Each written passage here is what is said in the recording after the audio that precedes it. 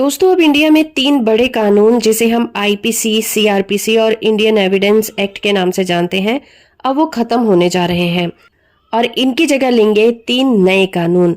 और ये कौन से होंगे, इनके बारे में आज हम बात करेंगे।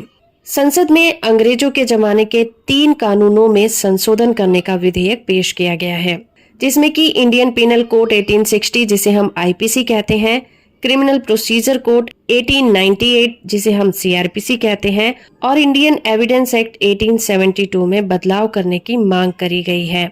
इस अमेंडमेंट के बाद इंडियन पिनल कोड 1860 की जगह नया कानून होगा जिसका नाम होगा भारतीय न्याय संहिता 2023 और क्रिमिनल प्रोसीजर कोड की जगह पर भारतीय नागरिक सुरक्षा संहिता 2023 होगा और इंडियन एविडेंस एक्ट की जगह भारतीय साक्ष्य अधिनियम 2023 होगा।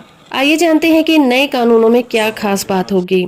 अब नए कानून के तहत पुलिस और दूसरी जांच एजेंसी सर्च और जब्ती के दौरान वीडियो रिकॉर्डिंग करना उनके लिए जरूरी होगा। 7 साल या उससे ज्यादा वाली सजाओं की धाराओं में सभी क्राइम सीन पर फोरेंसिक टीम अनिवार्य होगी। वारंट के मामले में भी कई बदलाव किए गए हैं। 30 दिन के अंदर वारंट पर फैसला लेना होगा और 7 दिन के अंदर इसे ऑनलाइन उपलब्ध भी कराना होगा। सिविल सर्वेंट और पुलिस अधिकारियों के खिलाफ शिकायत होने पर सरकार की इजाजत के बिना पहले ट्रायल शुरू नहीं होता था। अब तय किया गया है कि 120 दिन में सरकार को हाँ या फिर नहीं में जवाब देना होगा, वरना डिम परमिशन माना जाएगा और कार्रवाई शुरू कर दी जाएगी। कई सारे ऐसे केस हुए हैं जिसमें दाऊद इब्राहिम जैसे लोग अपराध करके देश से बाहर भाग गए हैं। ऐसे में इस तरह के कानूनों को सख्त बनाया गया है। अब से सेशन कोर्ट के जज जिसको भी भगोड़ा घोषित करेंगे उसकी अनुपस्थिति में भी ट्रायल होगा और वो चाहे कहीं भी हो उसे सजा सुनाई जाएगी और अगर उसे अपील करनी है तो उसे कोर्ट में आना होगा, तभी उसकी अपील को स्वीकार किया जाएगा।